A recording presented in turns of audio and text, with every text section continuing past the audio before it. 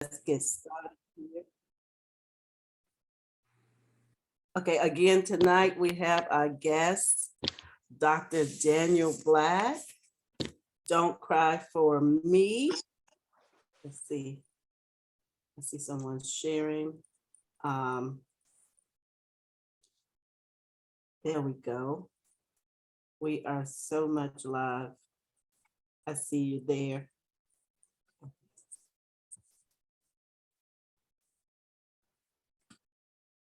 Dr. Daniel will be back. He's here. He's on screen. And thank you guys for being here. Sonia's here and I'm trying to see who that is. So let's get into it, Dr. Daniel. Let's get into it. Do unmute yourself and give us the backdrop of this story. I just want to off the gate before you drop, you know who you are. You got so many accolades. Do tell me. I want to ask you.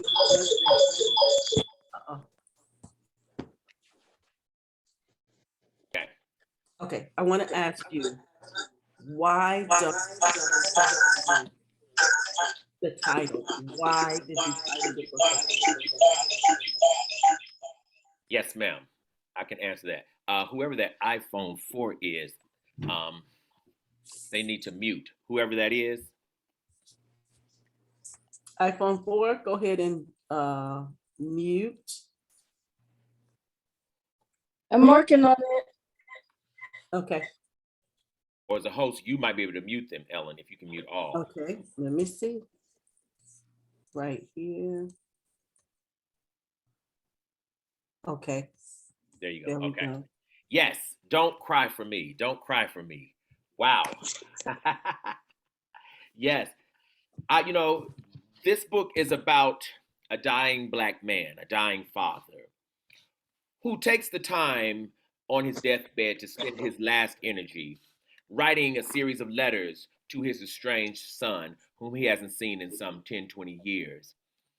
And on his deathbed, the father realizes the beauty of who his son is. He realizes how much he wanted his son, how much he needed him. But only after he began to read and thus got some enlightenment. He discovered his son was gay very early in life.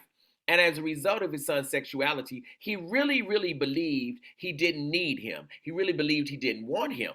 He certainly didn't want him that way. And only at the end of his life does he come to terms with and does he realize that my son is exactly who he's supposed to be. And now I need him. I need him desperately. So the book is a series of letters. The entire book is a series of letters written from the father, Jacob, to his son, Isaac, telling his son why he is the way he is, explaining to his son how definitions of masculinity changed over the years, so much so that he didn't know what his son wanted and needed as a boy, as a man. His father, Jacob, had always embraced traditional standards and traditional notions of manhood, of masculinity, of fatherhood, etc. And he and his son never really aligned emotionally. But they do in this book. This is Jacob's desperate plea, his cry, his sincere hope that his son will read these letters and thus understand him and forgive him. What was your response when you read it, Ellen? Oh my goodness. I weigh in on both perspective, mom and the dad perspective. I only have one son. Wow. And my husband, he's the only son in his family. So as I start reading this, I start thinking about his son. Right. So as a mother aspect, if my son was gay, I would just love him. Now, on the other hand, like Jacob, I would think about, what about the lineage? What about having children and different things like that? And then I start thinking about, am I selfish to think that, okay, just like a woman, if a man does not want kids, I start thinking about that. Right. But in all perspective, I said, I want my son to be that man. I really want that son to be that man. And so I'm looking at him, and just a quick spoiler of the scene when he went to that school play. Ooh. And I don't know if you could tell us more because you're the writer. I don't know if the wife of his mother said, hey, what character he was going to be. Right. I don't know if he said that, but when he got there, I felt every bit of how his father felt, like, you know, and then just to see that, all I could see, and I'm very dramatic, was that red wig going like this. Right. And he seen him in his high strung drama. Right. And the father came, but he left, but he didn't leave.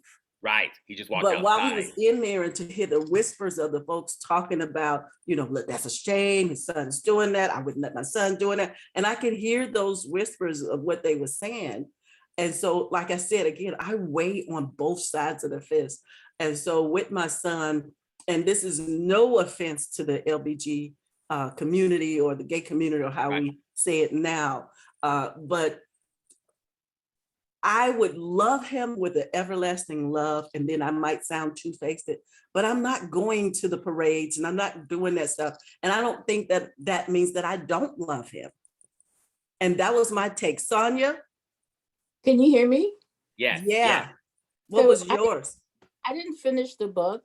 I'm just like not even halfway in, but from my perspective, I kind of agree with what you said, Ellen. I'm nothing against, you know, LGBTQ, but I'm not going to go to the parades either. You know what? I'm lying, because just recently, because it's still Pride Month, correct? Right. Right. Yes. And I took my daughter, they had like not a parade, but they had like a festival here in Round Rock. And I asked my daughter, I said, would you like to go to the Pride Parade? And she was like, yes. And we went, and it was just seeing people being themselves, you know. And she wanted like the little flags, and she got a hat, and she was okay with going, you know, because she's in high school, and she has a lot of friends who are, you know, who are gay or lesbian or whatever. Right. So like I asked her if she wanted to go. She was comfortable with going. So, but for Jacob and Isaac, Right. just, oh my God, just the beginning of the book, I wanted to cry. Oh, wow. I mean, Yes, that first oh onset of my, that letter. What did you want us yes, to feel at that moment? That onset oh of my, that first page That pop. first. yes, Wow. oh my So here's a God, question. So we got some people on the board. Some people in our group, they're in the feed. They're not necessarily on the screen. Okay. So Okay. Queenie said she would let her child, I would go with my child to the gay pride. And Wendy said his mother was just happy to support her son. The father wasn't prepared for what he was going to see. And there's some people on the board I'm trying to see. See, I think two things, Ellen. Mhm. One, I do think it's important that a parent go to the parade with their child if you have a gay child. Because, see, if you have a heteronormative child, we go to the heteronormative things with them. Mhm. Mhm. Right? That's very, very, very important. So to have a gay child and not take them or not go to any of the gay things, you're telling them what you think of them. Mhm. Mhm. Right? And I think that's very important to remember. I think that's Mhm. very, very, you know, if a gay child goes to the prom, we all invested. I mean, if a if a heteronormative child go to the prom, we're invested. You know, we go buy dresses, we go buy suits, we rent cars, we do all of that. Then if a gay child is going to gay parade, we ain't gonna do nothing. Mhm. You see, so like that gay child is not going to feel loved. Mhm. He's not Now going I to feel loved know from. I had seen when I was in California way back, many years way back, and they had celebrated on my birthday, May 14th. So we was just walking in the public. It was a parade day. I didn't know it was a gay parade. So I'm just walking, and all of a sudden I'm looking, I'm like, where am I at? So I was in that parade and walking through and not knowing it. But it's just me. I wait on that side like his father. I don't think that that I guess what I'm seeing is the narrative of that gay pride is a part of their, it's a part of sexuality in my mind. It's a part of sexuality, and the sexuality don't become the person. Right, but it's a part of identity. Mm-hmm. It's a part of identity. And everybody's sexuality is part of their identity. Mm-hmm. That's true for all of us, right? And so I think, and I think this is some of what Jacob discovers in this book. What Jacob discovers is all the places he missed that he should have been plugging in terms of loving his son. Mm-hmm. You know, the things he didn't attend, the letters he didn't write, he didn't go see him in college, he, you know, etc. And, you know, and he was trying to figure out how to quote unquote make a boy. But the truth of the matter is, you can't make children into what you want as parents. All of us, like I say, you have kids, I have kids. All of us in some way have done this in one way or another, either from what we do or from what we disallow our children to do. You know, most of us, if you have a 10-year-old boy, most of us, we wouldn't let him pierce his ears. Although we'd let a daughter pierce hers because we think that's a gendered thing. And he's not young enough to do that yet. Right. Most people won't let a 9-year-old son have a pink room, though a daughter might could have a blue one. See, we're not balanced. We're not even in it. We're not. We're not even in it. And the point is that the wounds are on the children. It's not just our opinion. It's how it makes the children feel. Right. And so what Jacob realizes in this book is that he's been abusive. Though he meant to love him. And the thing that's so ironic is, like, can you really, as a parent, can you really in your heart be thinking you're loving your child as you're abusing them? Absolutely. And Jacob realizes that. Jacob realizes exactly that. He's going to work, he's feeding the boy, he's doing all of that, and he's wounding him every day. Well, there's a question, and we're still talking about the very onset of your first page. There's a question from our book club group, and I'm bold enough to ask the question. I'm not sure if they had asked it on here, but there was a question, and you know, you told us that you're gay yourself. I'm from the old school career, so they want to know: is it the same thing like Perfect? Is this you? Is this you in that letter? Did you write this letter yourself? That's questions. I did not write this thinking of myself as Isaac. I did not. I'm sure there's some parallels between Isaac's life and mine, but I have not done an autobiography yet. Not in my estimation. There are certainly in every book there's probably pieces of me, for sure. But in terms of my conscious, intentional mind, this is not me. Isaac is not me. No. Wow. No. I never thought of it. Something? Yeah. Go ahead, Sonia, please. So I was talking to my daughter, and like I said, she has a lot of gay friends and stuff like that. Do you think that's like the influence is there? Because I asked her and we have these conversations, and I'm like, I'm not trying to stray away from the book, and I asked her, like, do you like boys or do you like girls? And she's like, I like, what was her comment? She said she don't have any romantic feelings for anyone. How old is she? She is 14. Okay. Can I give you some really good advice? Yes, sir. Do not ask that question again. Okay. Do not ask that question again. But she'll announce it to you. Okay. She will announce it to you. Right now, the best thing you can do is treat her as if you're clear. The way she is the way God sent her. Oh, yes, most definitely. I will love her to death. Yes. And not love, absolutely. But I'm saying something a little beyond love, too. Okay. Because, see, I think what's also critical is that you treat her right. For example, if you had a daughter who clearly liked boys, there are all kinds of assumptions you'd make.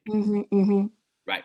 And what I'm saying here is this daughter, if she does, quote unquote, like girls, right? There's nothing to do either way. I'll just tell her, man, whoever you bring, if they love you, I love them. God, thank you. Thank you for that advice. If they love you, I love them. But the thing I'm clearest about is how much I adore you because you belong to me. Yes. That's the beginning and the end. Okay. Do you think, as a reader, I'm asking a question, and Mhm. hopefully, Sonia, based on what you've read already, you can Mhm. have pull questions from there. And there's some question on the board. Do you think, as a reader, I was wondering, you're the writer. At times I felt like Jacob felt that he failed as a father, as far as wanting Mhm. his son to have the masculinity that he so wanted in a boy. Yes. Yes. I think Jacob does feel like he failed. And I feel like he feels like he failed because I think the thing he's using, and I think it's probably right, the measure he's using is, where's my son now? And they have no relationship at all. And they Mm, haven't had one in 20 years. So for him to feel like he failed would make sense to me. mhm, Mhm. Because his thing is, why isn't my son in my heart? Isn't a man's son supposed to be in his heart? mm, Why do I know my son's phone number? Why doesn't my son call me? How could I call myself a successful father and there's no tie, there's no engagement between me and my son at all? So mhm, there's no way then that I succeeded as a father. But the thing I love about Jacob is Jacob says, but I'm going to be one before I die.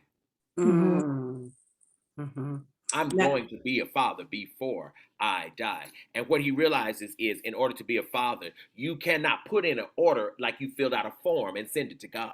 mhm, Not only do you have to take what God sent you, but in fact, what Jacob figures out is whatever God sent you, it was absolutely what you needed, not just what the son needed, what mhm, you needed.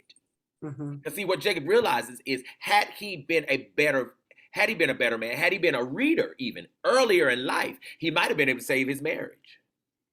yeah, his wife was good. Yeah, yeah, absolutely. And so Jacob's own limitations, his own shortcomings, makes him see at the end of his life that there's something else he needed, something else his son needed. Mhm. And he was never able to figure out what that was, because until he started reading, Jacob thought the whole world was like him. Mhm, Mhm. He thought there was one kind of man in the entire universe. And that if you're not that kind of man, then you're not a man. So the bottom line, really, Ellen, is Jacob fears that he didn't raise a man. mhm, And mhm, as a man himself and as a father, how can I not have raised a man? And that's all I wanted, and that's all I believe in. mhm. Because there is more than just one kind of man, sir. There are Yes. multiple kinds of men. And you got one that's not a mirror image of you, but he's just as much man as you. Mhm. Jacob had to get to the place of realizing that a father can have a son who is not a carbon copy of himself. That's true. I seen the glimpse of his wife, and there are times, just like any other child, there were some great arguments. Right, He saw that they had a great relationship. right, It was like, to me, he was saying, "Can you not see that that boy is gay?" And I do not celebrate that. right, But you see the boy is gay, and you are embracing all this stuff. And they had, she didn't miss out on the relationship. right. And so my question to you is, um, not to be like, to be some type of thing to kind of help our mind, or send it to a therapist in this, or give Sure, us that type thing. sure. But I'm wondering, is it something, do we feel like we're broken, and that we need to, I mean, they're broken and we need to fix them? And a lot of times you say that, and I do, like, I know I have gay people in my family. I know that my aunt she married a woman way before marriage was acceptable. And so I never saw her like, okay, this is my gay aunt, she has a wife. I've never done that. This is just my aunt that I love and still love her to this day, you know. So I didn't, we just really didn't, we gave her the love. That's what we focused on, the love. And I'm gonna say this, Ellen. I think Mhm. there are ways that we're sometimes softer in our critique of gay women than of gay men. Mhm. Right. That is so true. I think the critique of gay men sometimes is much harder, but it's because people expect a male to be a patriarch, to be a leader. People expect a male to run the household. People don't expect that from a woman. So a woman who's gay, people think the loss is not as great. Mm. And see, I see It's insulting, but it's true. Yeah, I see that people think, and then me myself may think, and like I'm always super honest with you, and I like the that's fact good. that you know, I'm always super honest. Right. It's like, okay, we have Black fathers and we have fatherless, and then we lose our father to a father wanting to be gay. So those are feelings and stuff like that. And so I want my mother, I don't want my father to be my mother, you know, in the effeminate ways that seem like that, but he's very much a man. Sure. But then I feel like sometimes we lose our fathers to that, not to say nonetheless he is a man. If Right. But also part of the problem is people think that being a gay man means that you're not going to be a father. Mm-hmm. Right. And not only is that not true, it shouldn't be true. Mm-hmm. We need every Black father we can get. So I'm agreeing with you, Nancy. We need every Black father we can get. And I'm saying the gay men, we need them to be fathers too. Mm-hmm. Mm-hmm. We need I daddies completely too. agree. What would, you know, like a sense, what would make them feel that they cannot be, I can't put in their mouth that they feel like they cannot be fathers. A lot of society thinks gay men can't be fathers. Okay. The gay men themselves, right? Many of them want to be fathers, but also there are many gay men who opt out of being fathers because they think that being gay itself, and they think that from what society says, that they don't have the legitimacy to be fathers. Mm-hmm. Right? And neither one is true. Absolutely neither one is true. The other thing I want us to discontinue doing as a society, and this is America in general, I want us to discontinue believing that effeminacy in men means that they can't or should not be daddies. A person just might get an effeminate daddy. That's okay. Why? We have masculine type mamas. Ooh, Yes, we do. we do. We do. Whoa, snap. And we got mamas who will beat you up. We got mamas who will fight. Yes. We got mamas who will take boys to the barber shop. So why can't we have daddies who can cornrow a girl's hair? Mm. Yes, sir. Wow. I agree with everything you just said. Yeah. Wow. We got some things on the board over here. We have Candace. Candace says, was the no engagement with his, wait, let me make sure, let me pull this out. Okay, was the no engagement with his more because of, rewrite that, Candace, I want to know what you said. Because of immaturity, I see it. You see it? You see it? And husband, not because of his perception of himself. See, I think Jacob's lack of engagement was because Jacob grew up with a definition of manhood that absolutely precluded vulnerability. See, the traditional idea of manhood absolutely says a man is not supposed to give his heart. What a man is supposed to do is give his money. He's supposed to give some of his time. He's supposed to give his life force. He's supposed to make sure people eat. He's supposed to make sure there's a shelter overhead, etc. There's no mandate in the manhood requirement that says that a child should know what their father thinks, or a child should know their father's heart. But the reason this is critical, this is why people in general, but certainly Black kids, will kill you over their mamas. But daddy, not so much. But it's because emotionally they are bound to mama. It doesn't mean mama's perfect. It means that emotionally children are connected to their mothers, which is a beautiful thing. We can leave that right there. That needs no critique. What I'm saying is men have got to get emotionally bound to their children. But the way you get emotionally bound to children is not by feeding them. It's not by putting a roof over their heads. The way you get emotionally bound to children is by holding them, kissing them, doing their hair, reading to them, those things that connect hearts. And too many men are not trained to do this. I even think, Ellen, about the way we give girls dolls, right? Just walking them in. The way we give girls baby dolls. Really, a baby doll is teaching a girl how to bond with a human being. It's teaching a little girl how to prioritize another person's life, right, in connection to her own. Often with little baby dolls, the baby doll sleeps with the little girl. She names it. She puts clothes on. She combs her hair, right? Follow where I'm going. She does all of this. Boys have no such intimate ties or connections. And yet, when both of those two people get adults, we hope the two of them will come together and make a family. That's right. It's not going to happen. It's certainly not going to happen easily or peacefully.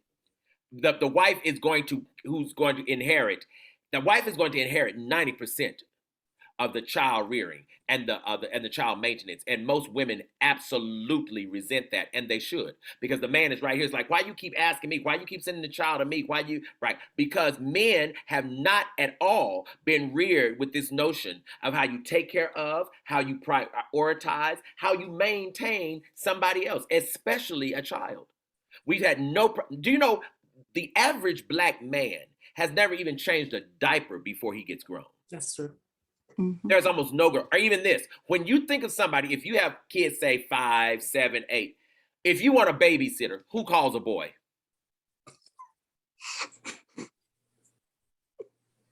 That's a deep thing. We don't. We call girls. Mm-hmm. Mm-hmm. So girls are miles ahead of boys when it comes time to build families. Miles ahead. Wow. We have something else on the board, a question by Tyreek Wisely. He said, can you talk more about the importance of reading to kids to connect with him? Yes. In fact, there are two things I'll say. Hey, Tyreka Wesley. I know him. I'm clowning with him. That's my son. Okay. I love that man. And he's an awesome father. Tyreek, he's an awesome daddy. He's Wow. really a dream daddy, but I've been mentoring him for years and years and years.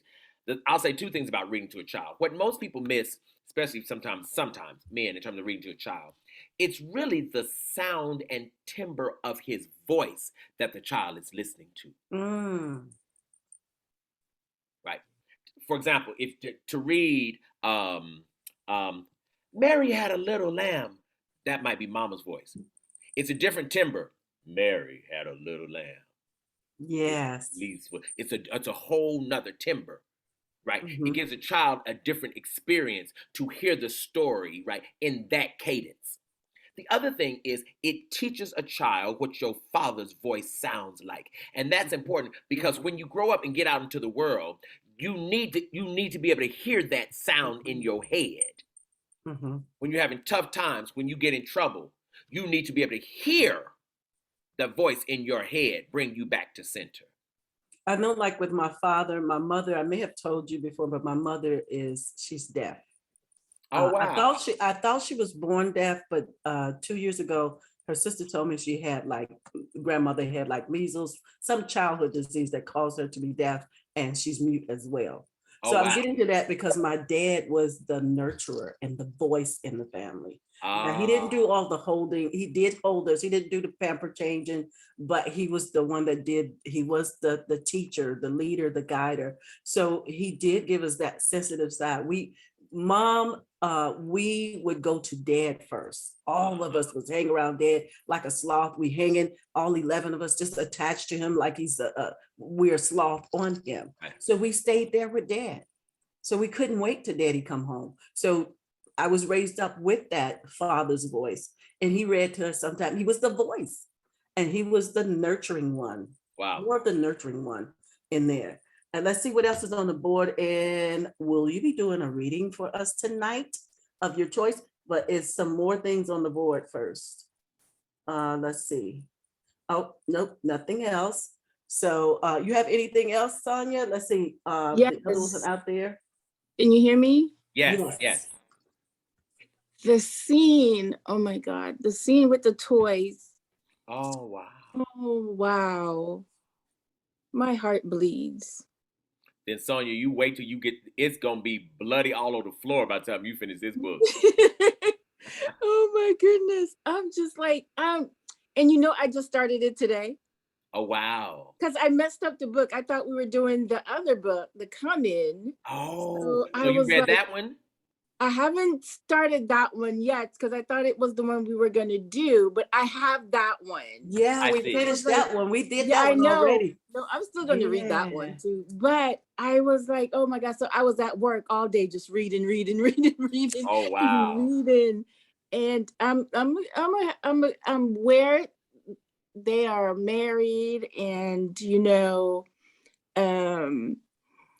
the wife is drinking and I'm just like, and when he slapped her around and Oh my God. oh my God, Oh my God. this these books that you write, oh my God. I love everything you write. I got to go back and come back up.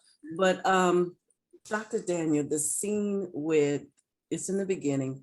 I want to think that his name was Emmett. I believe his name was his name Emmett in this book. The guy, the young guy.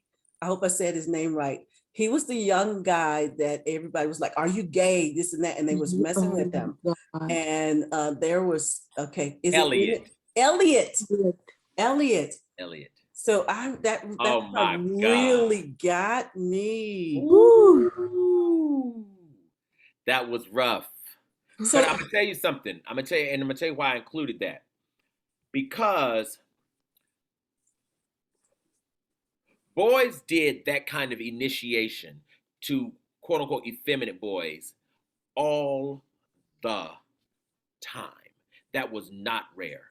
To pick out an effeminate boy and see other boys felt as if, because their parents and society was telling them directly or indirectly, you got to harden him up. You got to make him a boy. You got to toughen him. And they would do things like this. I've heard unbelievable stories, just unbelievable stories of slapping a boy around to see if he'll fight back, trying to make him fight back, right? To quote unquote toughen him up. But we've, as parents, we've said insane things to kids like, don't come in here if somebody whip you. I'm gonna send you back out there to whip. Do you know what it means to send a child back to violence? But parents do this. Wow. It's an insane traumatic thing for a child to come home, a place of safety, supposedly, where the daddy or the mama says, no, you go on back out there and fight. Yeah. But we do that to boys. We absolutely positive. We think safety is for girls. That's so true. Yes. But in there, just a small spoiler, but not giving it away, because we don't like to give it away. But you led us to believe, did he die?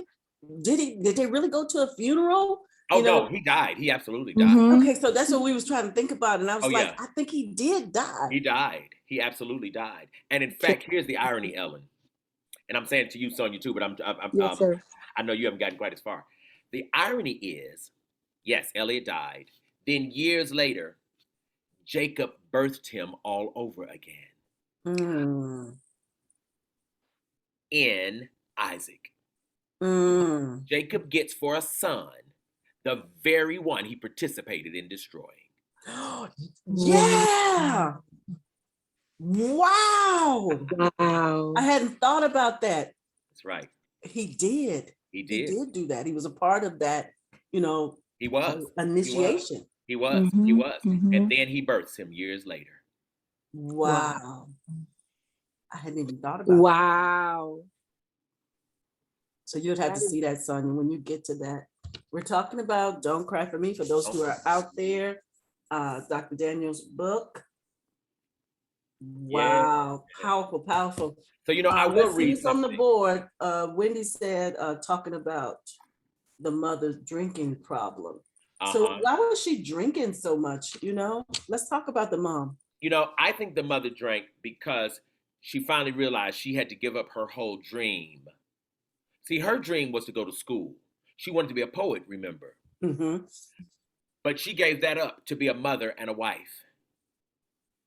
And she did not want that. What she wanted was education.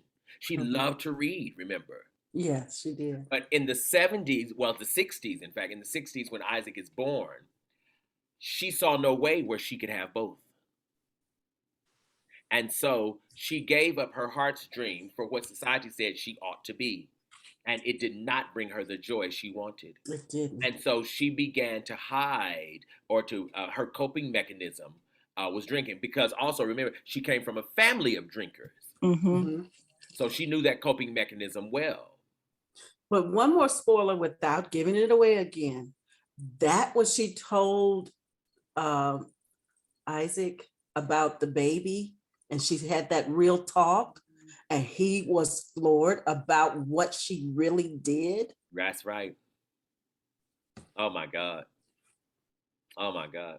Now I'm gonna tell y'all this. If you think this is gonna floor you, wait till the next book when you see Isaac's Ooh. response. Wait, is that a part two or another? Ooh. You know, when is it coming out? Ooh. When is it coming It's out? coming. It's coming. It's coming. It'll be a look. I pretty much have it written, but it'll About be, a year? yeah, probably a year. Oh my goodness. Yeah. What are we supposed Oh to do my in the God. meantime? What are we supposed to do? Go back and reach the other books, No, right? no, no, no. I have another book coming. I have another book coming out this fall, winter. It's my first essay collection. Ooh. Oh, I think you're going to love it. It's called Black on Black.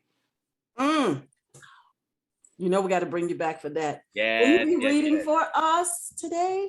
Yes, I'll read. I will read something. In fact, You reading it from the manual or you reading it from the book? Because you know how you do. I do. And don't try to read along. Don't try to read along. Just let me read it. I'm gonna read this. When you read this, I'll be in the next world. Don't cry for me, son. I've cried enough for myself. And have no regrets about us. There's nothing for which you are to blame, unless you've now made your own mistakes and hurt others, which you probably have. Every man has. But most of those hurts are blooms of seeds I planted in you. You must learn to uproot unwanted seeds without destroying the entire harvest. This is the son's lesson. Nurture good sprouts, Isaac. Toss weeds aside and never think of them again. Just remember that sprouts and weeds are planted together, and weeds have a valuable function. They teach you what to avoid, what not to embrace. There is no good planting without them. All I think of now is you. This means I love you. I feel it in my heart, that sense that nothing and no one else matters. I've always wanted to know that feeling, and now I do. The sad thing is that you won't hear me say I'm sorry. But I did say it. Perhaps in this letter you'll feel it, hear it in my tone, and let my words love you better than I ever did. Just one last request.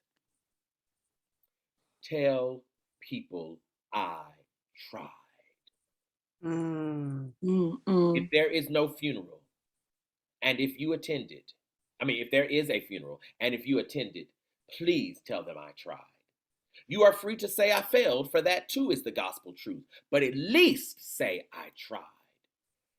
Recall, if you will, the few joys we shared, you, your mother, and I, and tell them I left you the house, although you didn't want it. Tell them about our trip to the land, how you loved it and later painted it more beautifully than I remembered. Tell them you graduated from college debt-free because I paid the tuition. Mm. Tell them I wasn't always a good father, but I was always a man. And if possible, take me home. Whether in a casket or a vase, take me home. Don't leave me in Kansas City. Honeysuckles don't bloom here in springtime. Mm. Neighbors don't drop by if they haven't seen you in a while. This isn't my home. I can't stay here. Lay me next to my brother beneath the little tree in the cemetery. I'll have peace then. If what black people say is true, I'll meet Esau again and never long for this world. I'll meet my mother too, and hopefully she'll love me the way your mother loved you. I'll confront Granddaddy about what he did, and maybe he'll apologize, and we'll all be happy in eternity. I'll tell Grandma that her dream came true. Her great grandson got a college education, but she probably already knows. This is all I have to say. If this isn't enough, I have nothing else to give. I would give you my life, but it's already spent. The most precious thing I leave you is the land. It's yours. Never sell it. It will support you when the world casts you aside. If you end up like me with nothing and no one, you can always return to it, and it will love you and sustain you without judgment. If you don't think you want it, keep it anyway. It may be all you have one day. And finally, live your life freely, Isaac. rise above our history and be your unapologetic self. Just remember that I meant well. Even in my failure, I meant you well. Wow. Whew. Well, let's see what's on the board. And then let's see if there's anything there. There is nothing there. What would you like to say to them fathers out there who have gay son and expected them to be the man that they want him to be? So I'm gonna say a very dangerous thing, and some Yes. people will not agree with me, but I think it's the important thing to say, and that is, people are sent here gay. Mhm. People come that way. It's not somebody's choice. Not a fool that I've ever met would choose it. I don't know anybody who thinks that's glamorous enough after they've been called every name in the book Mm. to have chosen that. And I'm saying that to say the thing that a father, mother too, but since you asked about fathers, should do is look at your son, look at your daughter, and when you can see God, you have been set free. Mhm. If you can't see your children as God, the problem is you. But that's true if they're heterosexual, homosexual, doesn't matter. Your children have got to look like God to you if you're the daddy or mama. If they don't look like God to you, the problem is you, it's not them. Mm. Why? How do you know? Listen, when you look at a flower, all of us don't like all the same kinds of flowers. But is one of them not divine? Wow. Isn't every blooming God? Sure, I have my preferences, but my preferences doesn't mean one is more divine than the other. It means that my eye is not excellent yet. Because an excellent eye means that the violet is just as beautiful as the marigold. It's just as beautiful as the rose. It's just as beautiful as the 4 o'clock. It's just as beautiful as the petunia. All of them bloom in their own glory. All of them. And each one represents God in that bloom. Mm. So this book geared toward fathers and just being in the month of June, I think that's when it came out. And I heard you on another show that I had visited you with, and you were saying something to those fathers that really caught me, and I just kind of stayed there with that. So what do you want to say?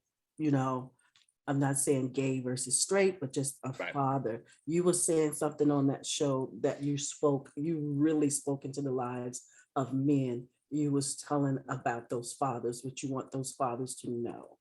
I don't know if you remember, but I do remember you saying to those fathers about being a man, being a father, you know, and talking to them and how fathers, they get a bad just due. And so me, I'm a daddy's girl, and I think that fathers do, just like this past Father's Day. And like my pastor was saying, on Father's Day, there's always something in conjunction with Father's Day.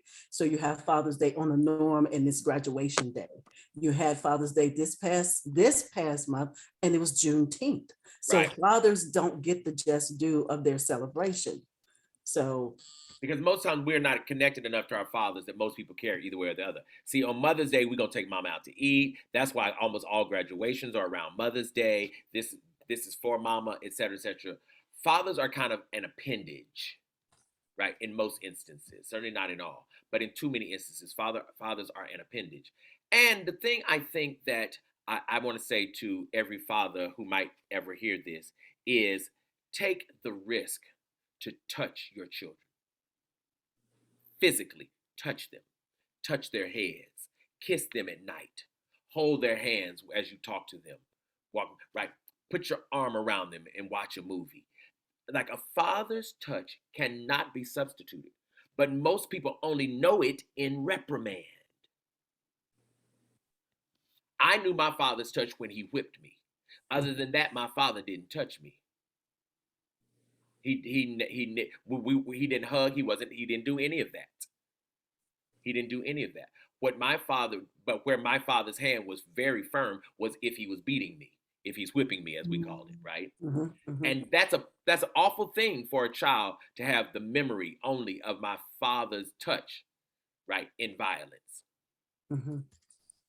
And so I would push fathers to touch your children, right, in love and in kindness and in compassion. And the other thing that I would push fathers to do that I think at least is extremely, extremely, extremely important. And that is to be honest about their own childhood with their own daddies. Mhm. See, most people forget that fathers are sons one generation removed. Fathers had fathers. And sometimes we need to heal from the daddy we had in order to be the daddy we want to be. Mhm. Most of us are, we don't really know it, but most of us are actually the daddy we had. Because you will have to be what you had unless you heal enough to be something else. I'm going to say that again. You will have to be what you had unless you heal enough to be something else. And most people have not done that healing work. We've not done the healing rituals. We just have gone on to get along. Mhm. And so I think it's incredibly, incredibly, incredibly important that fathers revisit their own childhood in Mhm. order not to subconsciously remake the trauma that they thought they were getting away from. So what was your, again, like I said, I'm a daddy's girl. What was your relationship like with your father?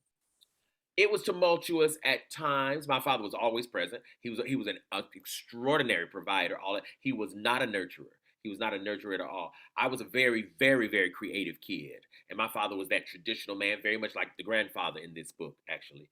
Mhm. And my father thought I was strange. My father thought he definitely thought I was far, far, far more expressive than he would ever have liked. Mhm. And he said he absolutely said as much. He thought I was ridiculously dramatic, you know, Mhm. and so we had a tumultuous time. You know, the thing I wanted more than anything in life was to leave home, and at Mhm. 18, that's what I did, and I've never lived there again. Wow. Did he accept you being gay? Did your father My father and accept I you? absolutely never, ever, ever spoke about it. We never Wow. said. My father died 2 years ago. We never spoke about it. He never asked. We never said it. No conversation whatsoever. None. He would say things like, "Sure would be good to get me a daughter-in-law and some grandkids." He'd just say that out loud, Mhm. right? And I'd say, because I was like, "Are you talking to me? I have four other brothers." So he would never specify, And so I never felt like I owed it to him to announce to him who or what I was. I never saw my brothers have to do it. So I said, "Well, I got to do it," you know. Mhm. And so we never had the conversation.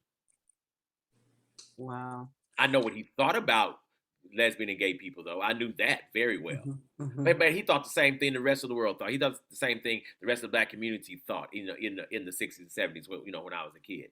So, that wasn't strange to me.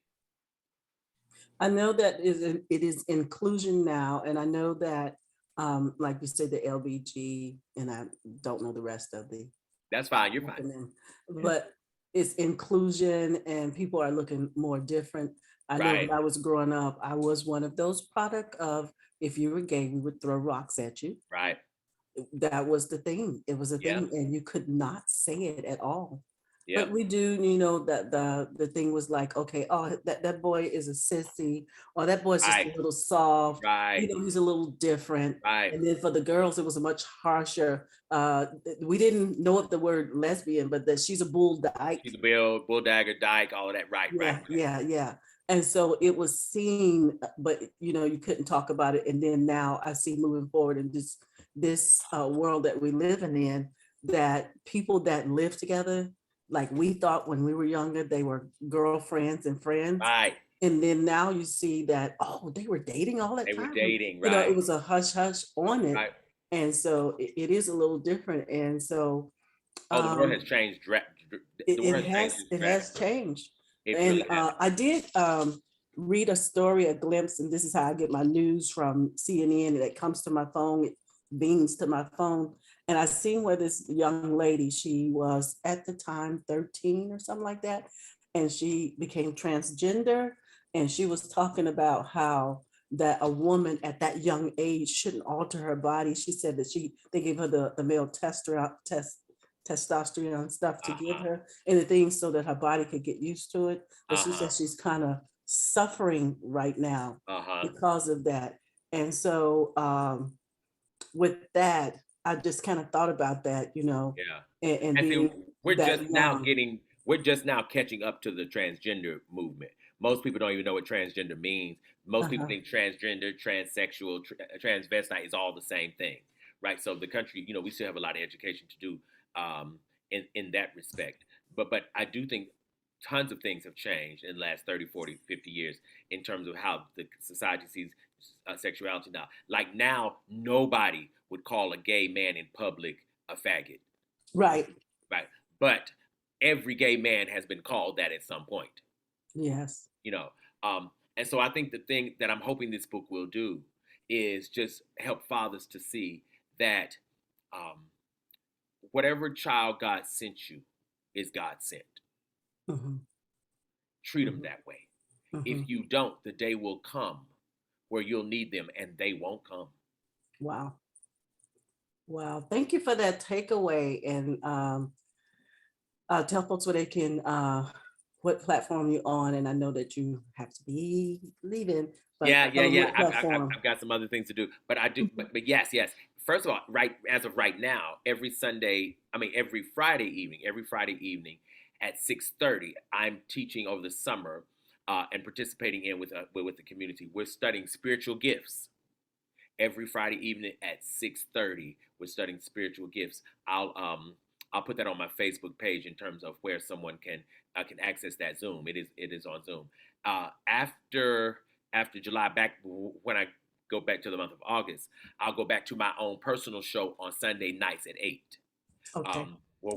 Where I teach a spiritual lesson every week. Right, that'll start back up in August. But for the month of July, we're doing spiritual gifts on Friday evenings at 6:30, and I am I'm still promoting this book. But I do want to say that again, I'm so grateful to you. You've been such an amazing supporter, Ellen, and I'm grateful for you. Not just for me, but just for the ways that you support Black literature in general. And it's so critically important in these times. And I pray this book contributes unto the healing of our people. It does. It really does. It really, I mean, I was in tears. Less super thing. Why did you title it "Don't Cry for Me"? What did it have to do with why the title? Because that's what Isaac asks of him most. Remember at the end, he says, "Don't cry for me. Yes. I cried enough for myself." So he what he's telling Isaac is, "I'm not worth your tears." Okay. Right. So don't waste any tears on me. Okay. Just hear what I'm saying, and if you can, forgive me for having fallen short in so many ways. I meant only to love you. Wow. Thank you so much, and thank you for being here. We look forward to seeing you back. Absolutely. It's always awesome to be here. Yes, ma'am. Thank you tremendously. I will give you this recording. Bye. All right, bye-bye. Yeah. Bye. Thank you. Thank you guys so much for being here. That is Dr. Daniel Black, always bringing some thought-provoking things to our table. Always. And guys, Sonia, you are part of our book club. We are going, I didn't bring the book again in my hand, but we will be discussing Viola Davis. That is our book of the month, and we'll discuss it. Thank you guys for the hearts out there. We'll be discussing Viola Davis' book, Finding Me. On Facebook, it's going to be July 12th. On Facebook, we discuss it.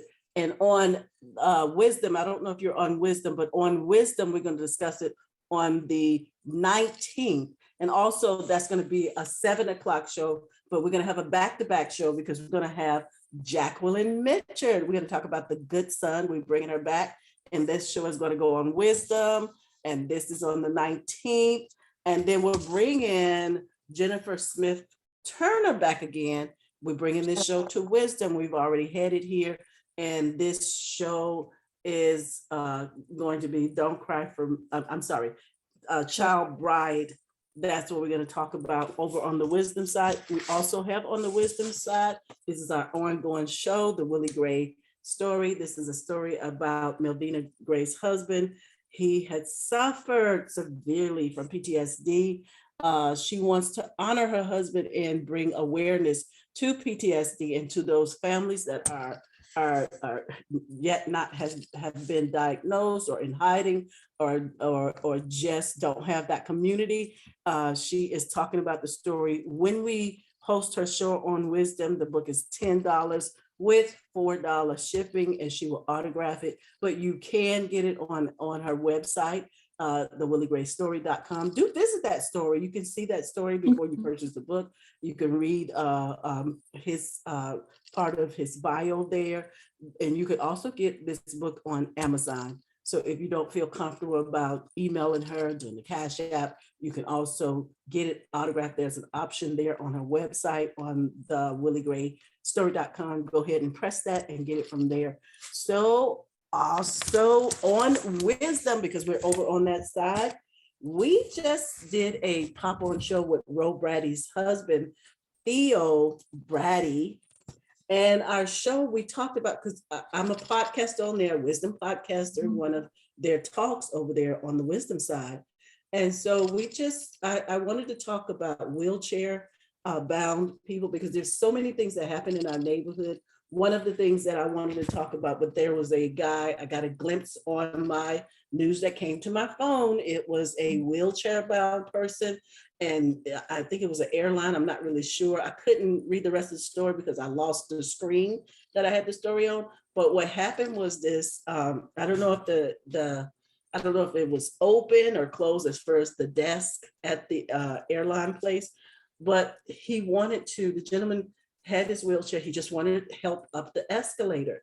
So the person would not help him. So what the wheelchair person did is he crawled up the escalator, had his wheelchair in tow and going up with his body in his wheelchair. And I thought that was very devastating. So I wanted to reach out to our wheelchair community. So our show at 10 o'clock, but this one's going to be a little bit later tomorrow. All this week, we're talking about do we acknowledge our wheelchair community? So Theo came on. You can go over on the Wisdom side and you can hear that story. And he educated me just real quick today to the point that we need to have more than just one day to talk. He was letting us know that we need to communicate and we need to stop looking at wheelchair person like they are needy and need our help. Ask them if they want to be pushed around in their wheelchair. Don't just walk up to them and just push them and assume they need that help. And then when you're at restaurants and those who are servers, he has his wife with him sometimes, don't just talk to her and not talk to him like he doesn't understand what you're saying. So those were a little bit of the tips they were telling us, and we're going to have more on that side. So again, that's going to be today is Tuesday. So Tuesday through Friday, our talk is, do we acknowledge our wheelchair community? One more thing about that was in my community, I see a lady, she was a hand peddler in her wheelchair, and she's at the end of the curb, leaning forward, and I could come around and clip her. A good thing we saw her, but she was like, please, and she was hand pedaling. And I'm like, we have duck crossing, but we don't have wheelchair crossing. So I hope we change that. And I hope that we can change all of those things happening to our wheelchair community. I just had to get on my soapbox about that. And you know what I'm saying, Sonia, it is just devastating to see something like that. So thank you guys for being here. This has been a wonderful show. Good night to you all. Thank you, Sonia, for being here. You're welcome. And see you guys next time on our talk. Thank you guys so much. We're going to end this. Good night, Sonia. Thank you for joining us. You're welcome. All right. Good night. That was Sonia Lewis. She has been with our book club for a long time. And so we finally met though, guys. We finally met. And again, we just thank you so much for being here. I see your face there, Sonia. Finally, I figured it out. Oh my God, at the end of everything, I figured it out. Yes. So I am going to stop this recording.